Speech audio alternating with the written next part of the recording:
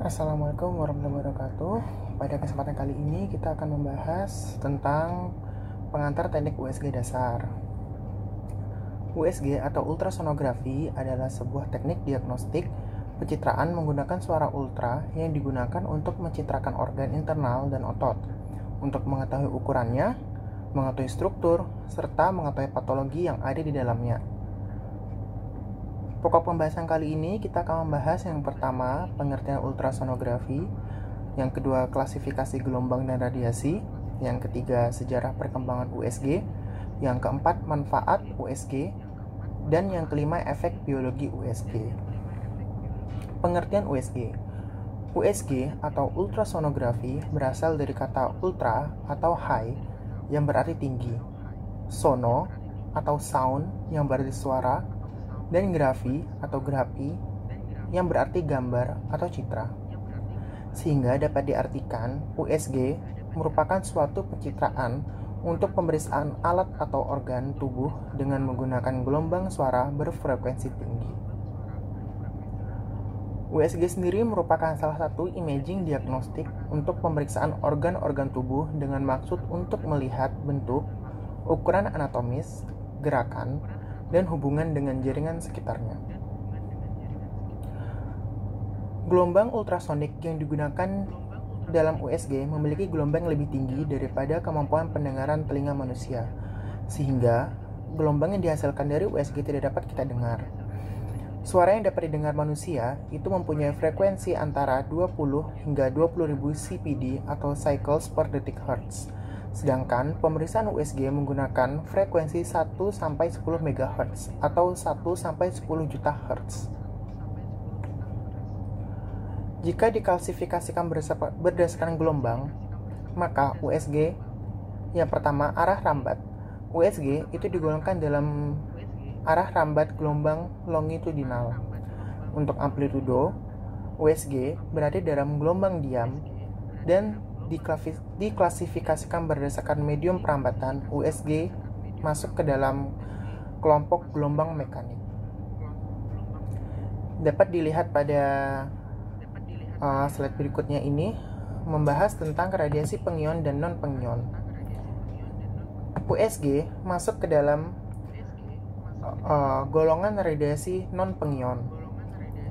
Radiasi non-pengion dan masuk ke dalam radiasi mekanik. Di radiasi mekanik itu sendiri terdapat infrasonik dengan kekuatan kurang dari 20 Hz, audible sonic 20 hingga 20.000 Hz, ultrasonik lebih dari 20.000 Hz, dan diagnostik ultrasonik 1-10 MHz. Jadi, di radiasi mekanik ini, infrasonik ini adalah kemampuan pendengarannya hewan. Jadi hewan-hewan itu bisa mendengar suara kurang dari 20 Hz. Contohnya seperti kelelawar. Kemudian untuk audible sonic itu merupakan suara yang dapat kita dengar telinga manusia. Kemudian di atas 20.000 itu sudah merupakan golongan ultrasonik. Namun untuk USG sendiri atau diagnostik ultrasonik itu menggunakan 1-10 MHz gitu. Nah, untuk golongan radiasi pengion lainnya itu ada yang non pengion juga, merupakan sinar UV, CT ini saya tampak, IR itu infrared, radar, gelombang TV, gelombang radio. Kemudian di golongan radiasi pengion itu ada radiasi partikel, yaitu radiasi yang bermuatan dan tidak bermuatan. Untuk radiasi bermuatan itu sinar alfa, sinar beta, dan positron. Sedangkan radiasi yang tidak bermuatan itu adalah neutron. Untuk radiasi non-partikel atau radiasi elektromagnet itu ada sinar gamma, sinar X, dan sinar UV. Jadi sinar UV ini dia bisa masuk dalam golongan pengion ataupun non-pengion. Contoh sinar UV itu kan dia dibagi ada UVA, UVB. Nah, salah satunya itu ada yang pengion dan non-pengion. Kemudian untuk cahaya tampak dan infrared itu juga dia bisa mengionisasi tubuh, dan juga ada yang tidak bisa mengionisasi tubuh tergantung energinya. Kemudian sejarah perkembangan USG. USG ditemukan pertama kali pada tahun 1880. dengan ditemukannya efek kristal piezoelektrik oleh Curie bersaudara. Kemudian pada tahun 1914 pertama kali dipergunakan dalam teknik sonar oleh Langevin dari Prancis. Tahun 1937 pertama kali dipergunakan untuk pemeriksaan jaringan tubuh ventrikel cerebral oleh Dussek di Austria. Kemudian pada tahun 1949 Douglas Houry dan W.R. Bliss dari University of Denver berhasil membuat pesawat USG jenis Behemoth atau Beastable. Selanjutnya, pada tahun 1951, John Wilk berhasil membuat pesawat USG jenis Statis Behemoth. Hasilnya sudah dapat membedakan jaringan normal dan malignan. Pada tahun 1954, De Houry dan Holmes berhasil membuat jenis Behemoth sonoscope atau sonogram sudah memperlihatkan hasil ke arah abu-abu. Kemudian pada tahun 1959 aplikasi gabungan USG dan efek Doppler ditemukan. Dan pada tahun 1966 aplikasi bidirectional Doppler juga ditemukan. Selanjutnya pada tahun 1972 Kossoff berhasil membuat pesawat jenis Grayscale. Pada tahun 1978 Taylor dan McCready telah mengembangkan pesawat jenis scan converter. Tahun 1981, aplikasi color flow mapping ditemukan. Tahun 1986, aplikasi color duplex sonography ditemukan. Yang terkini di tahun 2000-an itu sudah ditemukan teknik USG 3 dimensi dan 4 dimensi. Ini merupakan gambaran awal USG, yang mana USG itu hanya ditampilkan dalam citra hitam dan putih saja, sehingga pada pencitraan ini hanya dapat dievaluasi anatominya. Seiring berkembangnya zaman, sudah mulai menunjukkan ke arah abu-abu yang tadi ditemukan oleh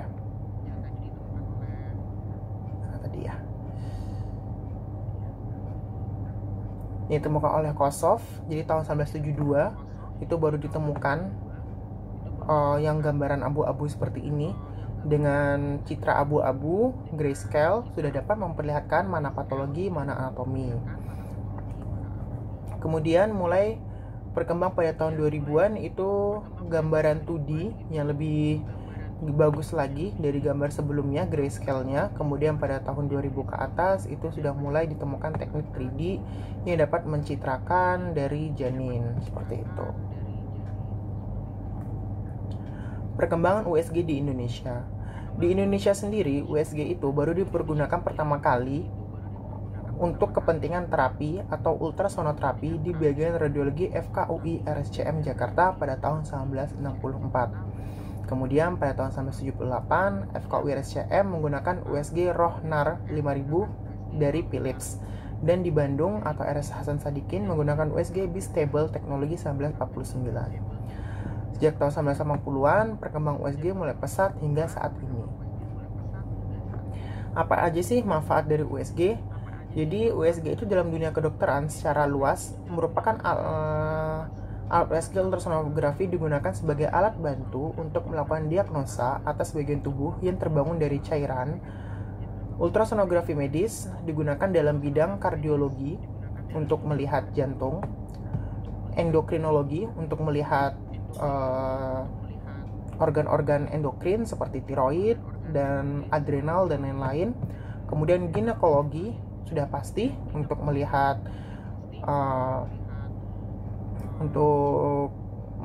kandungan. Tapi ginekologi obstetrik ini jadi satu ya biasanya sekarang ya. Kalau zaman itu masih dipisah, sekarang jadi satu. Ophthalmologi untuk melihat mata, urologi untuk melihat ginjal, dan intravaskular ultrasound untuk melihat vaskularisasi. Dalam radiologi, USG ini digunakan untuk melakukan pencitraan pada abdomen untuk melihat liver, lin atau limpa, pankreas, aorta, vena cava superior. Dalam praktik lain lagi, USG juga dapat digunakan untuk urologi untuk melihat ginjal, vesika urinarius. Untuk ginekologi meliputi pencitraan prostat, skrotum, penis. Kemudian juga bisa melihat uterus. Kemudian untuk endokrin meliputi tiroid, adrenal, muskuloskeletal, ekstremitas atas bawah itu biasanya melihat apabila ada benjolan, itu untuk melihat benjolan itu dia merupakan kista atau merupakan massa, seperti itu. Untuk vaskuler melihat area leher itu arteri karotis, abdomen melihat aorta, vena cava superior, dan ekstremitas itu melihat arteri seperti popliteal di daerah keni. Keuntungan USG. Keuntungan USG ini tidak ada kontraindikasi medis. Jadi pasien bisa dilakukan pemeriksaan dengan kondisi apapun. Tindakan USG ini non-invasif dan non-traumatik. Jadi dia tidak meninggalkan bekas dan tidak meninggalkan trauma. Pemeriksaan ini tidak membutuhkan persiapan yang sulit. Jadi untuk persiapan juga tidak sulit, hanya puasa biasanya untuk USG abdomen. Kemudian pemeriksaannya cepat dan aman, serta memiliki nilai diagnostik yang tinggi. Tapi di antara keuntungan-keuntungan USG tadi terdapat keterbatasan USG. Salah satunya itu tidak mampu untuk melihat organ terhalang oleh udara ataupun tulang. Jadi karena USG menggunakan gelombang ultrasonik, gelombang suara tersebut tidak dapat menembus media yang tidak ada media. Dia tidak dapat menembus medium tanpa media perambatan. Contohnya udara. Jadi USG tidak dapat digunakan di paru-paru karena paru-paru berisi udara. Jadi dia tidak bisa untuk mencitrakan di dalam paru-paru, kecuali misal pada pencitraan paru-paru itu di paru-paru terdapat efusi. Efusi itu kan adanya deposit cairan di dalam paru-paru, sehingga dia ada media perambatan. Jadi kita bisa melakukan pengukuran jumlah cairan di dalam paru-paru itu sendiri. Atau terhalang tulang. Kalau terhalang tulang juga nggak bisa. Jadi contohnya kita mau nge-USG kepala itu kan ditutup oleh tulang yang sangat keras, itu nggak bisa kita USG kecuali pada kepala bayi. Jadi ada pencitraan itu USG kepala bayi untuk melihat ventrikel bayi, untuk melihat ventrikel kepala bayi. Tapi kalau untuk kepala dewasa itu nggak bisa karena udah cukup keras tempurung kepalanya. Kemudian USG ini sendiri sulit dilakukan pada penderita overweight. Jadi pasien-pasien dengan obesitas itu sulit dilakukan pencitraan USG karena lemaknya yang cukup tebal sehingga gelombang tidak dapat menembus cukup jauh. Kemudian yang selanjutnya terakhir adalah hasil ditentukan oleh keterampilan radiografer. Keterampilan operator, maaf. Jadi ada beberapa rumah sakit yang sudah menggunakan sonografer atau radiografer khusus untuk pemeriksaan USG. Tapi mayoritas rumah sakit masih mengandalkan dokter radiologi untuk melakukan USG ini sendiri. Jadi tergantung operator. Kemudian walaupun USG ini dikatakan aman, tapi ada juga yang membahas tentang efek biologi USG. Jadi apa sih efeknya? Jadi berdasarkan penelitian oleh AIUM, American Institute of Ultrasound in Medicine, menjelaskan bahwa ada frekuensi megahertz yang rendah tidak ditemukan adanya efek biologis yang signifikan pada jaringan tubuh manusia yang terekspos gelombang di bawah 100 megawatt per cm kuadrat dengan lama paparan kurang dari 500 detik dan intensitasnya kurang dari 50 joule per cm kuadrat. Temuan lainnya mengenai efek biologi USG ialah dapat meningkatkan suhu atau thermal effect di area yang terekspos namun tidak signifikan. Jadi untuk diagnosis sendiri itu kan sudah pasti dia di bawah 100 megawatt per cm kuadrat. Jadi untuk diagnosis itu sendiri aman. Tapi kalau untuk terapi itu pasti menggunakan energi yang lebih besar lagi. Contoh USG untuk terapi itu penembakan batu ginjal. Jadi penembakan batu ginjal itu menggunakan ultrasound berkekuatan tinggi. Nah ini aplikasi dari ultrasound. Jadi rentang intensitas untuk operasi atau surgery itu di atas 10 watt per cm kuadrat kekuatannya. Kemudian untuk terapi itu 0,5 sampai 3 watt per cm kuadrat. Untuk diagnostik 50 sampai 500 megawatt per cm kuadrat, dan untuk digunakan lainnya itu 1 sampai 50 megawatt per cm kuadrat. Gitu. Oke. Sampai saja pertemuan kita kali ini. Semoga di pertemuan selanjutnya kita dapat membahas materi lebih dalam lagi. Untuk materi selanjutnya itu kita akan membahas tentang fisikanya. Mudah-mudahan teman-teman nanti bisa mengikuti perkuliahan dengan lancar. Oke, terima kasih perhatian teman-teman sekalian. Wassalamualaikum warahmatullahi wabarakatuh.